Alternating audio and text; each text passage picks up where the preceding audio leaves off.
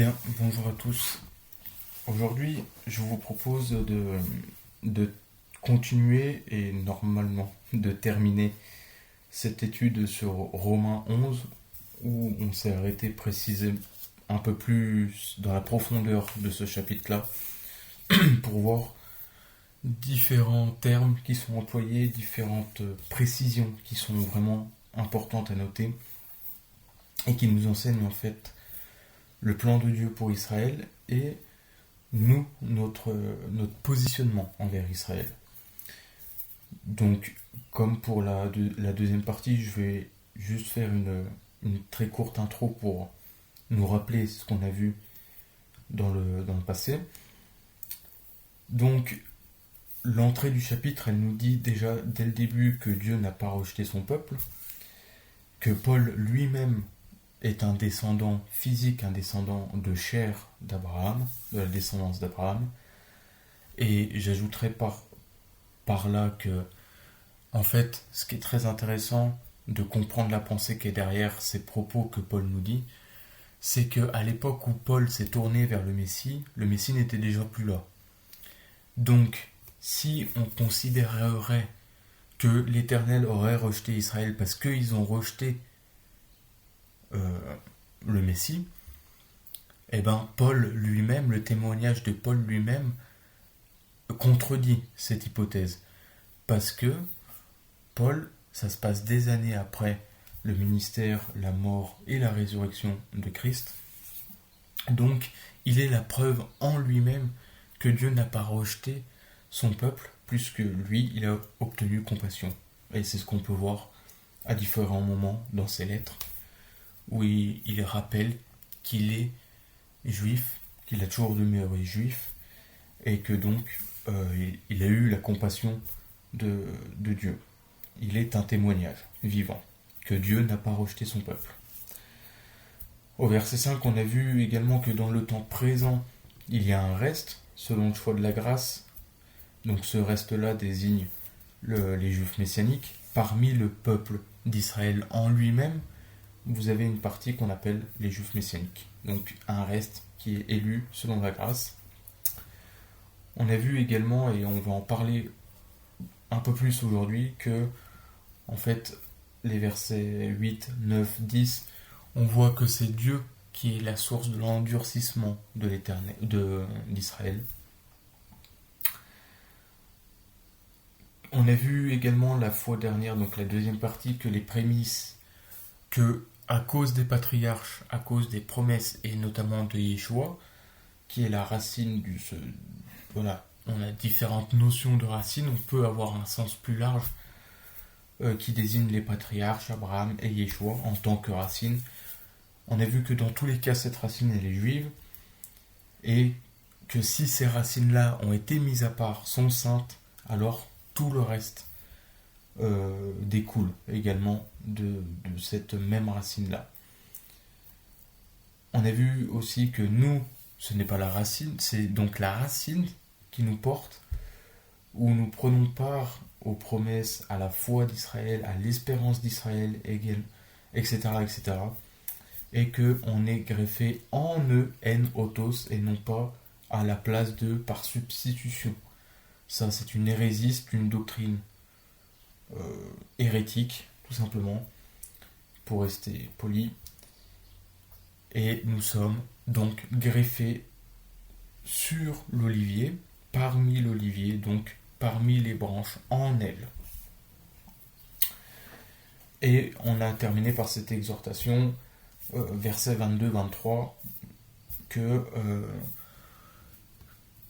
de prendre garde à ne pas tirer orgueil de tous les envers les juifs qui ne reconnaissent pas le Messie encore, mais au contraire d'avoir une sainte crainte que le jugement de Dieu ne tombe pas sur nous, tout simplement. Et donc d'être humble. Et on va le voir aujourd'hui, au contraire, d'être plutôt une bénédiction pour le peuple juif, et c'est-à-dire d'être un témoignage, tout simplement, être un témoignage, comme Yeshua nous le demande dans les évangiles, d'être un témoignage auprès du monde, mais également auprès du peuple juif.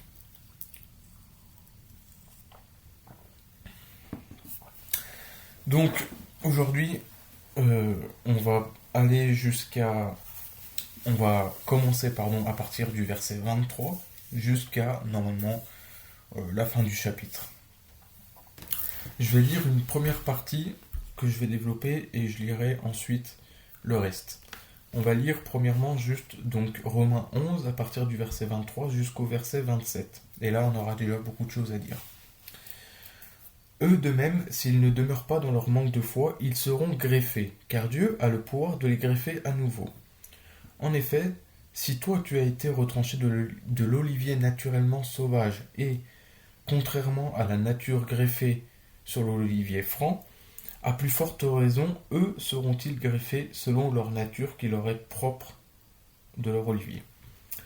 Car je ne veux pas, mes frères, que vous ignoriez ce mystère, afin que vous ne vous croyiez pas trop avisés ou trop sages. Israël est devenu obtus en partie, jusqu'à ce que la totalité des non-juifs soit entrée. C'est ainsi que tout Israël sera sauvé, comme il est écrit. Le libérateur viendra de Sion, il détournera de Jacob les impiétés, et telle sera mon alliance avec eux lorsque j'ôterai leurs péchés. Ces versets-là, il y aurait beaucoup de choses à dire. Je vais essayer, par la grâce du Seigneur, d'être très concret, mais aussi simple, très précis. On commence donc à la suite de la deuxième partie qu'on a vue. Donc que oui, effectivement, parmi l'olivier, parmi le peuple d'Israël, il y a des branches qui demeurent, le reste, les juifs messianiques, et d'autres qui sont retranchés temporairement, ceux qui n'ont pas la foi encore dans le Messie. Et le verset 23 donc continue dans ce contexte-là, et il va parler de ces fameuses branches retranchées. Et le verset 23 nous dit donc ceci. Eux de même, s'ils ne demeurent pas dans leur manque de foi, ils seront greffés de nouveau. Donc, ce verset nous enseigne que pour que ceux qui n'ont pas foi, pour que les branches retranchées soient de nouveau greffées sur l'olivier, il faut qu'ils aient la foi.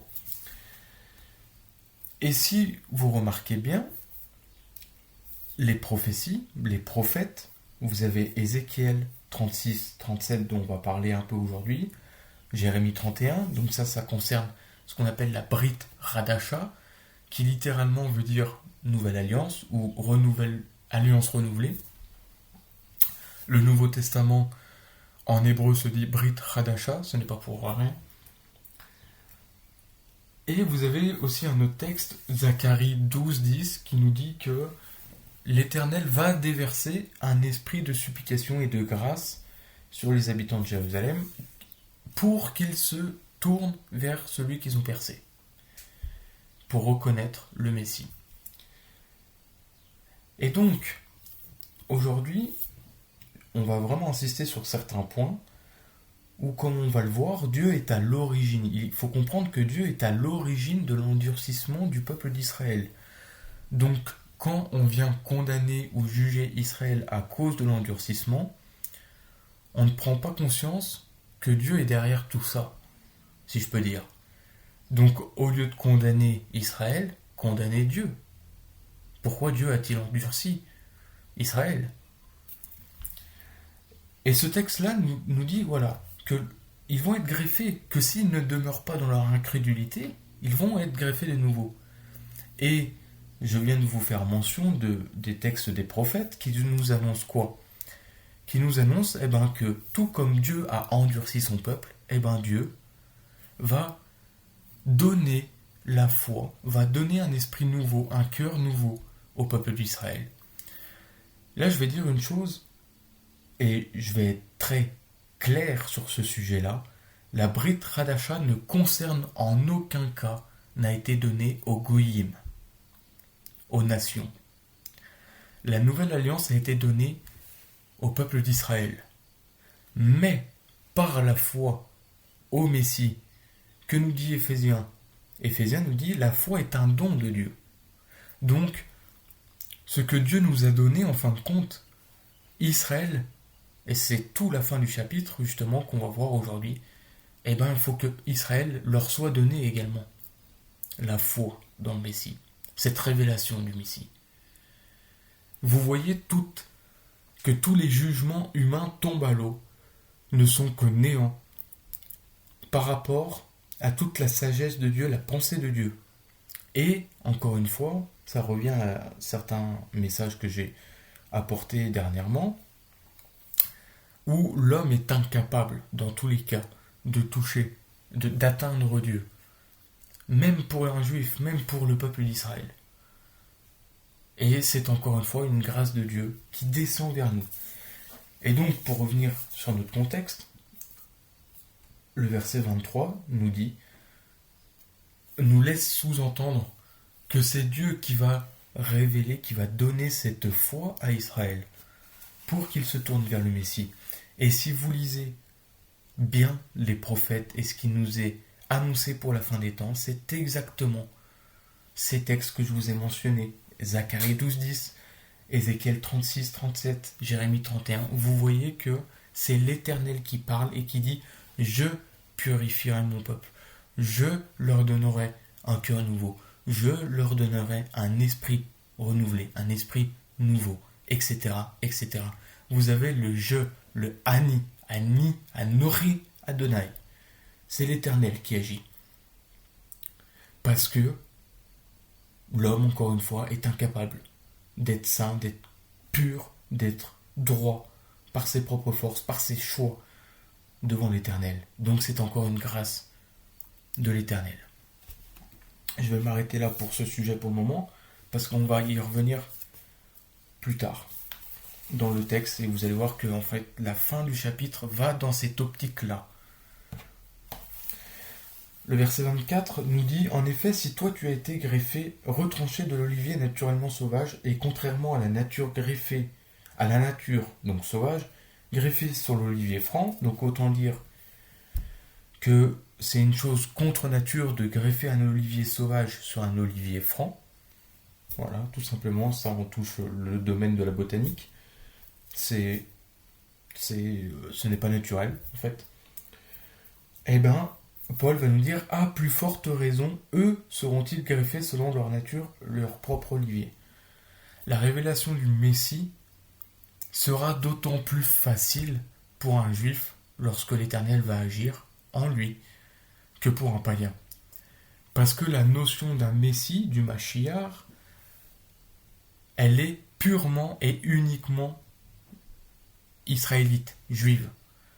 Nulle part dans le monde vous avez cette notion-là, à part peut-être l'islam qui arrive au 7e siècle avec le Mahdi, ce qu'ils appellent le Mahdi, qui, encore une fois, ça me fait repenser à la parole à l'enseignement que j'avais donné sur le tétragramme, où en fait on se rend compte que l'islam est arrivé bien après la venue de Jésus, et en fait, tout comme le catholicisme, tout comme plein de choses, on vient copier ce qui a été donné à Israël premièrement. Le Mahdi copie en fait l'espérance du Messie qui a été donnée à Israël. Mais une espérance comme le Messie, comme Israël a, c'est-à-dire d'avoir le royaume de Dieu qui vient, la délivrance qui vient par un homme qui s'appelle le Mashiach, un homme qui est en quelque sorte médiateur entre Dieu et l'homme. Eh bien, c'est une idée, c'est une pensée qui est purement juive et qui dure depuis des millénaires. Alors, le verset 24 nous dit, vous, les païens, qui êtes un olivier sauvage, vous n'aviez aucune connaissance, aucune conscience, espérance de ces choses-là, mais pourtant, à contre-nature, vous avez été greffés parmi l'olivier. Et donc, Paul va dire, ô plus combien un juif qui est baigné depuis son enfance dans cette espérance-là, lorsque la révélation du Messie va venir, la greffe va être automatique. Ce sera d'autant plus facile pour un juif de reconnaître son Messie parce que c'est son espérance. Il a été baigné toute toute l'idée juive, la pensée juive est bercé sur cette espérance-là. Donc voilà ce que peut nous enseigner ce verset 24. Et donc on va aller dans le verset 25. Vous allez voir qu'il va être en commun, pareil, avec ce que j'ai dit à propos du verset 23. Et là, Paul va être très clair. Je ne veux pas, mes frères, que vous ignoriez ce mystère, afin que vous ne vous croyiez pas trop sages, trop avisés, vous ne croyez pas trop supérieurs. Et Paul nous dit voilà ceci. Israël est devenu obtus en partie, jusqu'à ce que la totalité des non-juifs soit centrée. Et là, premièrement, c'est intéressant parce que le texte nous parle donc d'un endurcissement. L'endurcissement, dans le contexte du chapitre, il faut relire, comme je l'ai dit, les versets 8 à 10, où Paul va citer des textes du Deutéronome, notamment des psaumes, psaume 69. Mais en ce qui concerne le texte de Deutéronome, c'est Deutéronome chapitre 29, et versets 3 à 4. Je vais juste vous les lire. Ça parle de Moïse. Donc, regardez le contexte. Et mettez ce que je vais lire là, mettez-le en parallèle avec la venue de Jésus. Jésus qui a eu son ministère pendant 3 ans, qui a œuvré, qui a eu plein de miracles, etc. devant le peuple. Et regardez ce que nous dit Deutéronome chapitre 29, versets 3 et 4.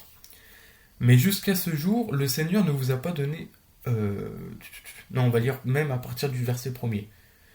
Moïse convoqua tout Israël. Il leur dit, vous avez vu tout ce que le Seigneur a fait sous vos yeux, en Égypte, au Pharaon, à tous les gens de la cour et à tout son pays.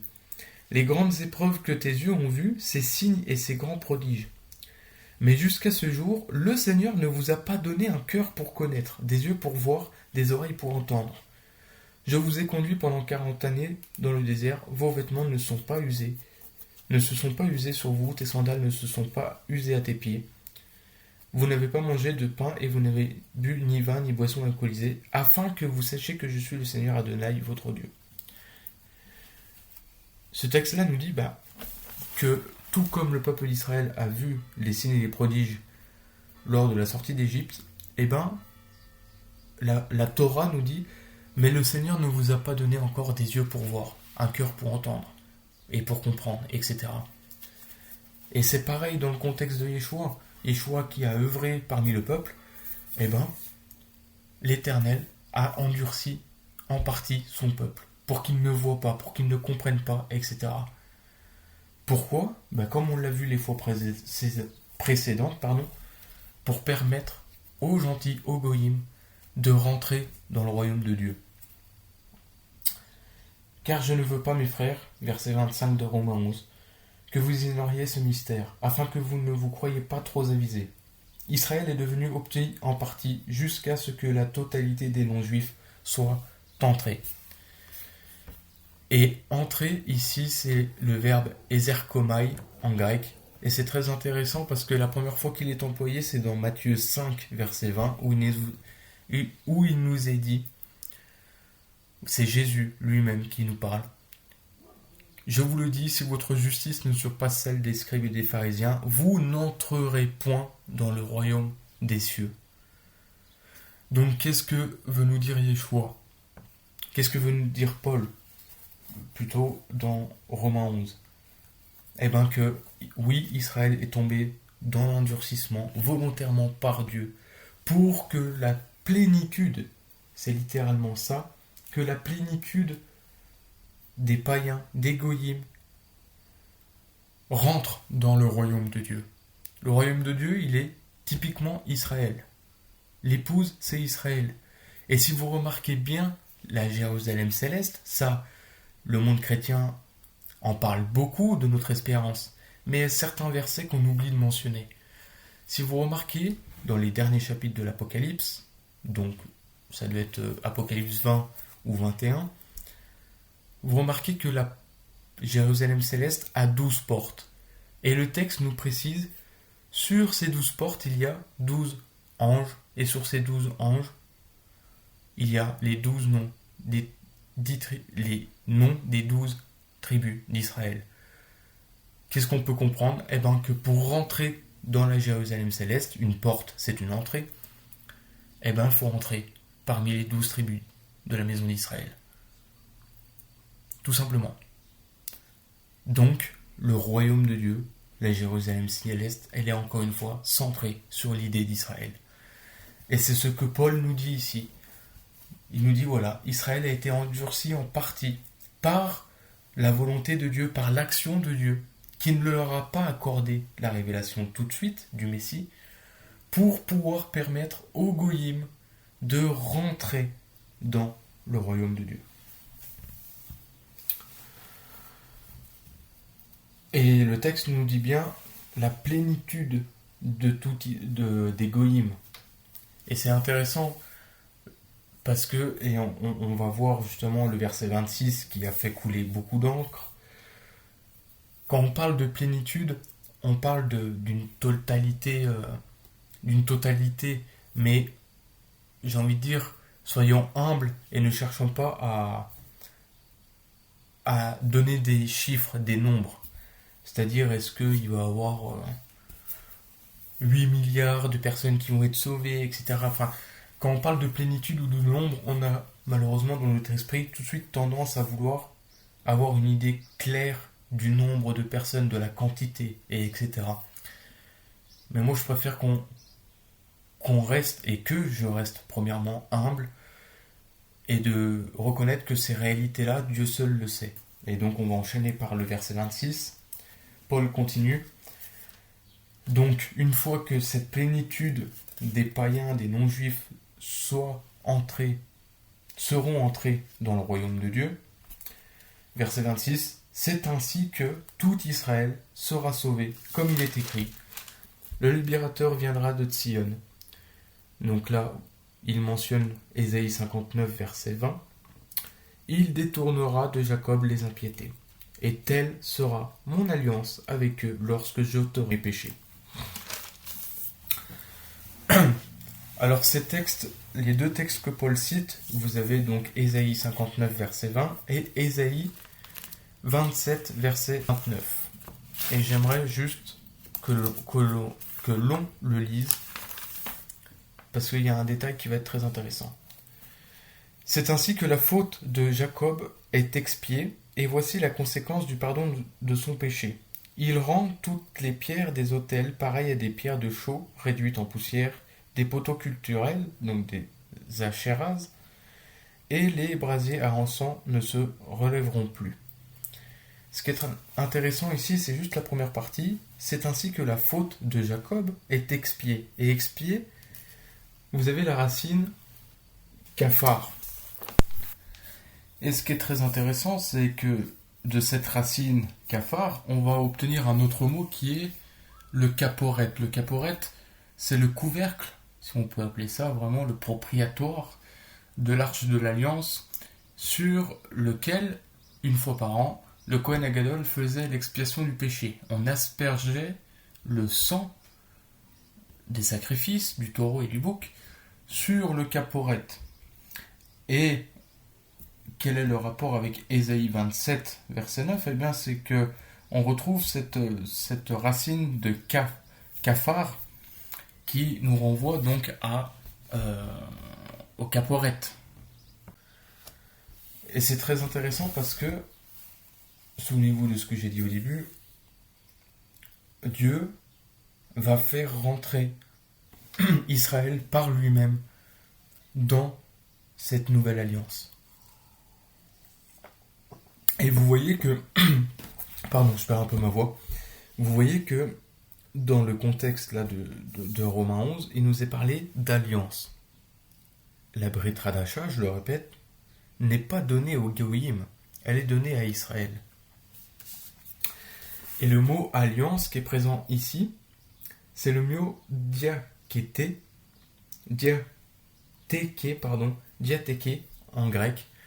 Et la première fois qu'il est mentionné, c'est dans Matthieu 26-28, où il nous est parlé du sang de Christ, qui est la nouvelle alliance. Donc on voit on voit tout le contexte de ce qu'enseigne Paul se dessiner. Jusqu'à ce que la plénitude des païens soit rentrée dans le royaume, et c'est alors que tout Israël sera sauvé. Lorsque quoi? Lorsqu'ils vont rentrer dans le sang de l'alliance qui a été versé pour eux. Lorsqu'ils vont reconnaître le sang de Yeshua qui a été versé pour eux, pour nous, en guise de nouvelle alliance. Donc, rentrer par la Brit Hadasha. Et que nous disent les prophètes? Eh bien, ils nous disent que c'est l'Éternel qui va révéler, qui va donner un cœur nouveau, un esprit nouveau, comme je le dis, comme je l'ai dit et je le répète, pour que Israël puisse rentrer et reconnaître le Messie. Et c'est alors que tout Israël sera sauvé à ce moment-là, parce que le Messie alors reviendra à Sion et il détournera donc de Jacob les impiétés. Et telle sera mon alliance avec eux lorsque j'ôterai leurs péchés. Lorsque le sang de Yeshua va effacer totalement leurs fautes, leur impiété, et etc. Et donc, que veut nous dire le tout Israël? Encore une fois, il faut relire le contexte du chapitre. Verset 1 nous dit « Dieu a-t-il rejeté son peuple ?» Tout Israël, en tant que peuple, sera sauvé lorsque le Messie reviendra poser ses pieds sur le mont des Oliviers. Il viendra sauver son peuple, délivrer son peuple. Mais, parmi ce peuple, à titre individuel, parce que le salut, pour l'éternité, si on peut dire, le salut, il est individuel. Ce qui change avec les nations, c'est que Israël est la seule nation au monde à être choisie en tant que nation.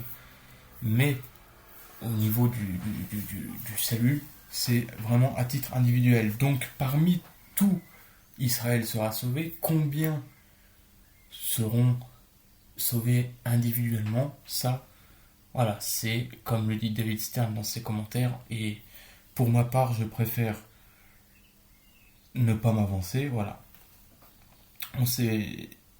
Ça nous est pas donné, c'est que de la spéculation. Mais rien n'empêche que la parole nous enseigne, ce chapitre nous enseigne que le plan de Dieu, c'est de faire grâce. Et on va le voir justement à la fin du chapitre, qui va nous révéler en fait l'enseignement profond de Paul, qui va ramener en fait à une réalité vraiment profonde, une réalité où c'est tous les hommes qui sont concernés. Donc on va poursuivre avec les versets 28 et 29. Du point de vue de la bonne nouvelle, certes, ils sont ennemis à cause de vous, mais du point de vue du choix de Dieu, ils sont aimés à cause de leur Père, car les dons de la grâce et l'appel de Dieu sont irrévocables.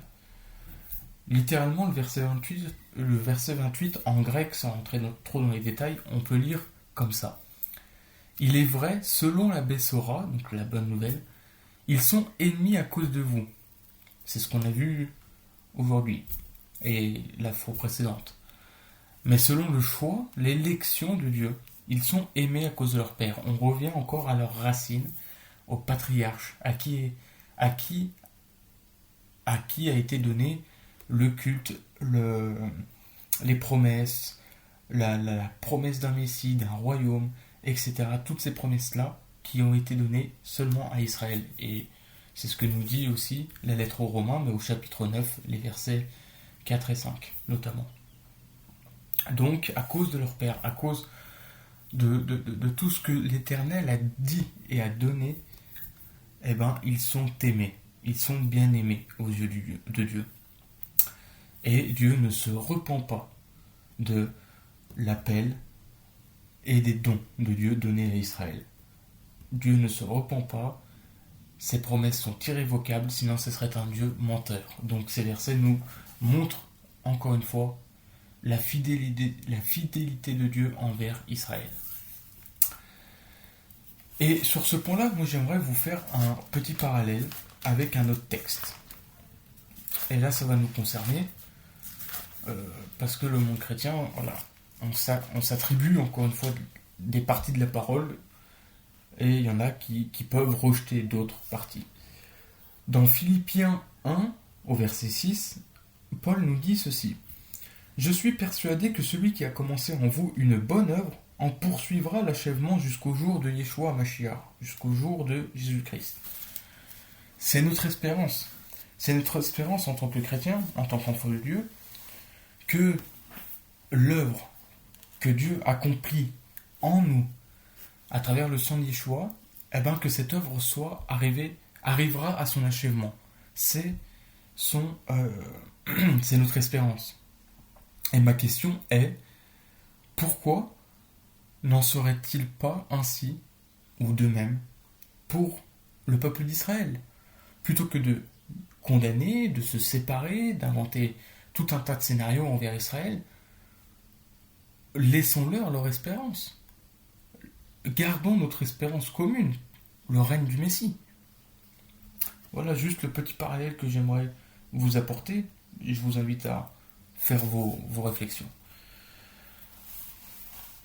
Et donc on va poursuivre dans le chapitre et on va lire les versets 30 et 32, mais que cette fois-ci j'aimerais lire spécialement dans la version Chouraki parce que je la trouve vraiment bien traduite.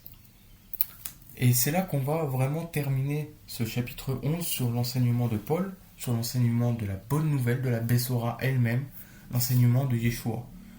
Vous allez voir que Paul va rappeler en fait une réalité vraiment qui concerne tout le monde.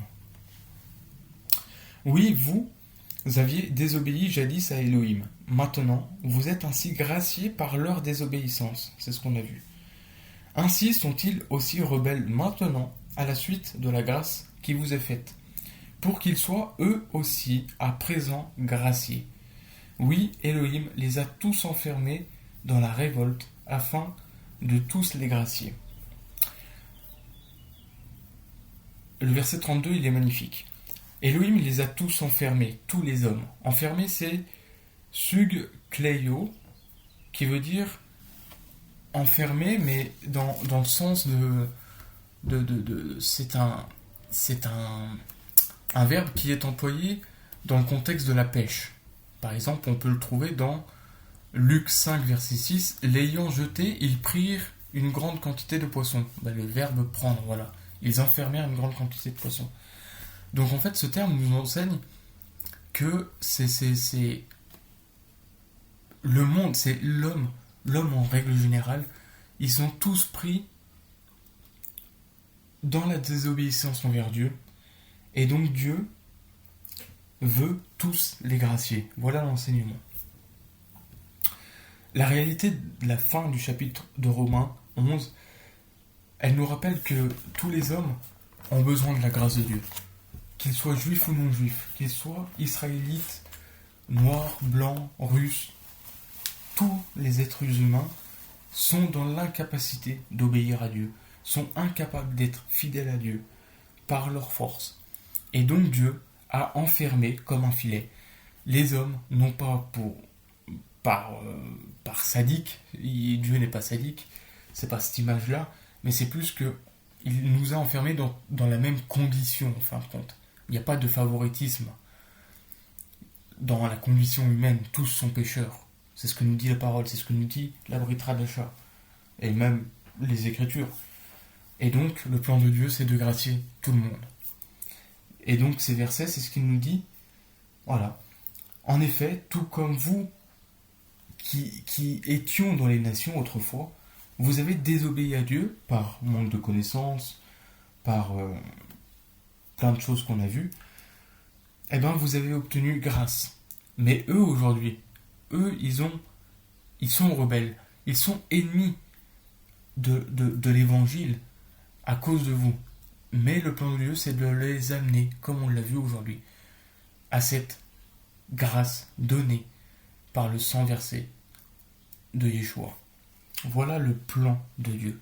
Et je trouve, en fait, vraiment, le Seigneur m'a montré cette insistance à la fin de ce chapitre où, en fin de compte, tous les jugements des hommes, etc., ça tourne tout à l'eau parce que l'Éternel nous dit, voilà, dans tous les cas, mes pensées ne sont pas vos pensées, mes plans ne sont pas vos plans, mes plans sont au-dessus de vous. L'homme est en incapacité de comprendre l'entièreté de l'œuvre de Dieu. Je pense notamment au test d'Ecclésiaste. Et Dieu nous dit, voilà, vous êtes tous dans un même état, vous êtes tous pécheurs, mais j'ai décidé, par mon plan, qui peut être difficile à discerner par la sagesse humaine, mais j'ai décidé de gracier tout le monde, de faire grâce à tout le monde, donc de prouver mon amour, de prouver ma miséricorde, de prouver que je suis un père pour vous. Vous voyez que quand on comprend les enseignements de Paul, les enseignements de ce chapitre sous cet angle-là, ça change complètement. On passe d'une condamnation, de spéculation, on passe d'échanges où on va essayer de condamner, etc., à en fin de compte, prendre conscience de l'amour de Dieu et de la grâce et de la miséricorde de Dieu. Et on terminera par ça notamment. Et j'aimerais, par-dessus le lot, revenir sur le verset 31. Donc sur cette réalité-là que tout homme est pécheur. Je vais vous lire les commentaires de David Stern. David Stern qui est un juif messianique, décédé maintenant. Et vous allez voir le commentaire qu'il a écrit, c'est du concret pour le monde chrétien. C'est du concret pour nous. Tout ce que vous avez reçu de Dieu, votre salut, votre justice, votre espérance, vient du fait que Dieu vous a accordé sa miséricorde en vous greffant sur Israël, parce que vous avez fait confiance au Messie d'Israël. Cette miséricorde est en votre possession, mais il serait peu judicieux de la garder seulement pour vous. Par conséquent, étant donné que vous devez de manifester la miséricorde de Dieu envers le peuple d'Israël, et parce que la miséricorde est dans son essence même un attribut qui ne peut être, entre guillemets, stocké, vous devez leur montrer à Israël la même miséricorde que Dieu vous a accordée.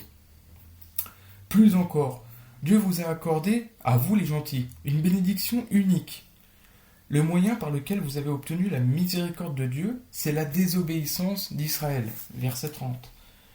Cela signifie que les Juifs non messianiques ont joué un rôle conscient et intentionnel dans votre décision de placer votre confiance en Yeshua le Messie. Au contraire, Dieu a utilisé leur désobéissance pour accomplir ses propres plans. Mais maintenant, c'est vous qui avez l'opportunité d'être le moyen conscient et intentionnel de bénir Israël. En effet, la seule raison pour laquelle Israël a maintenant désobéi, c'est par ce moyen, en montrant vous aussi la même miséricorde que Dieu vous a accordée, ils puissent obtenir de Dieu, en eux aussi, la même miséricorde. Dieu vous a béni, vous les gentils, en vous choisissant comme son instrument volontaire pour bénir les Juifs. Et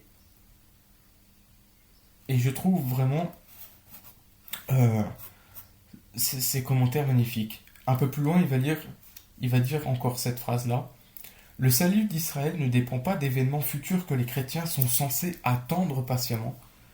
Tout ce qui compte, c'est que les croyants issus des nations et les juifs messianiques montrent la miséricorde de Dieu à ceux d'Israël qui ne sont pas encore sauvés.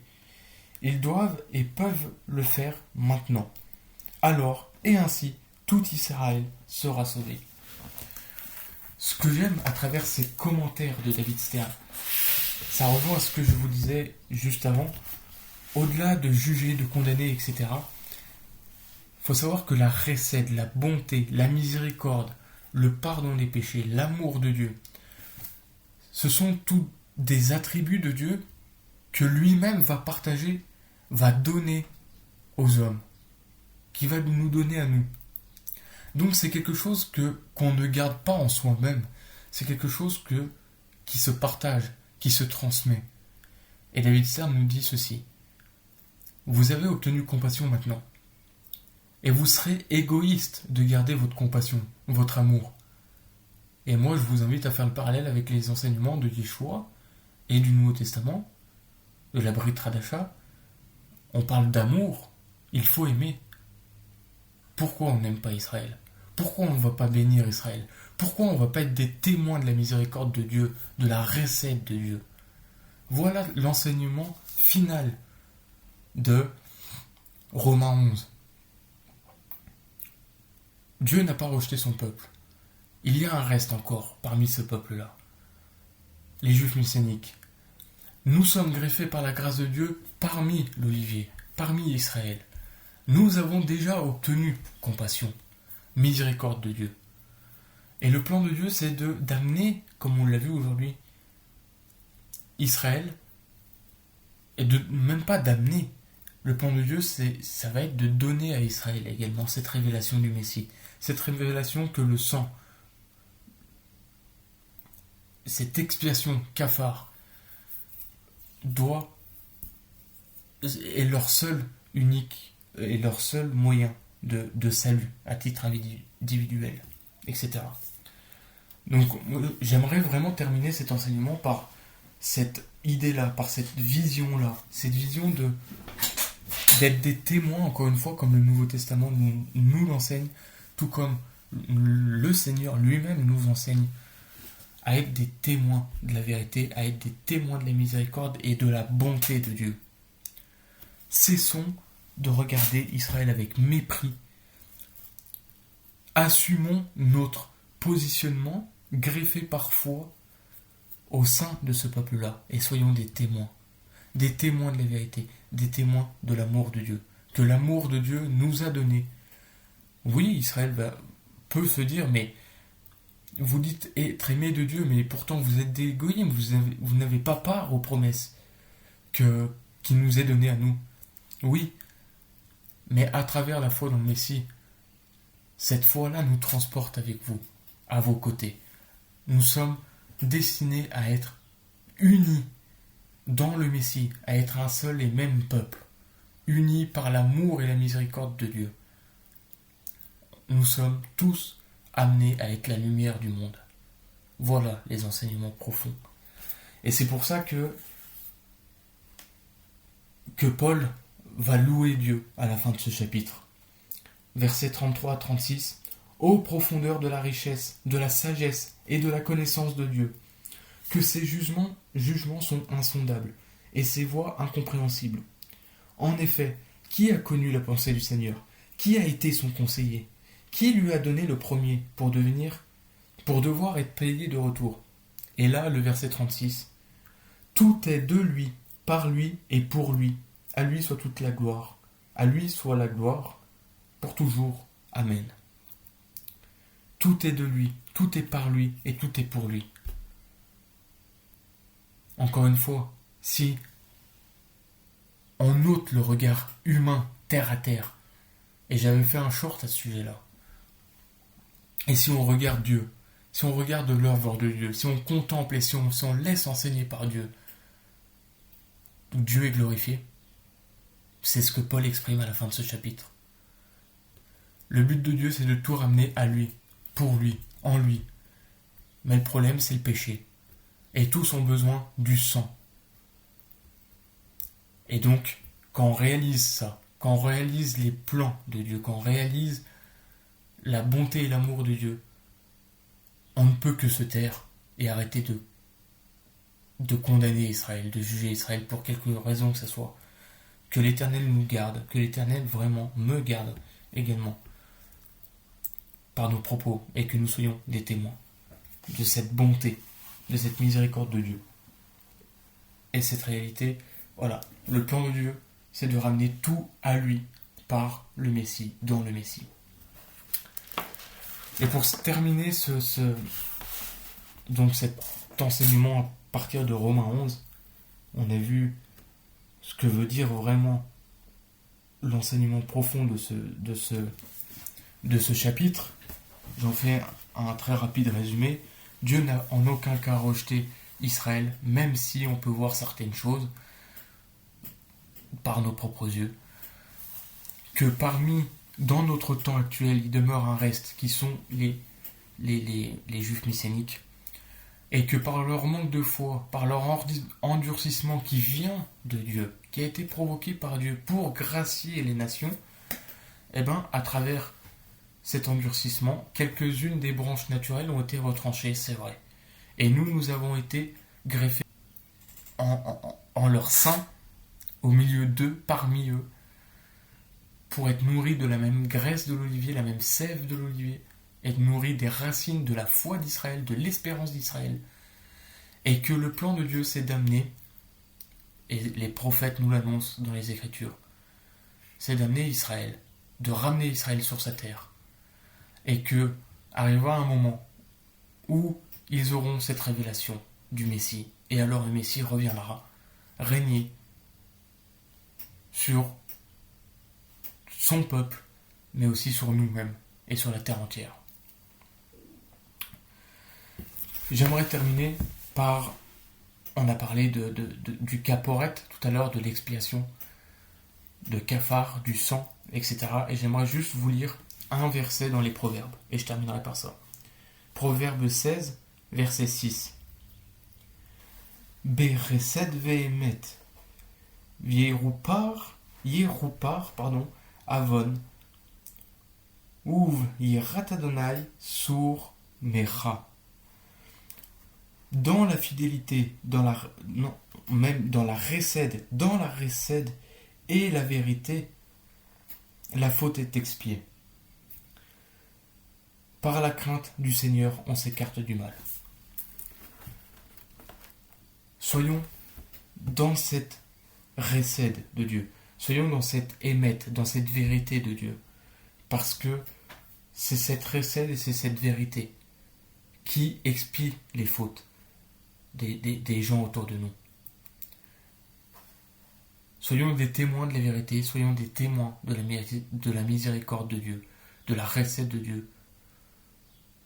Et soyons une bénédiction, tout simplement, pour le peuple juif. Bénissons, plutôt que de regarder Israël avec mépris. Bénissons le peuple d'Israël.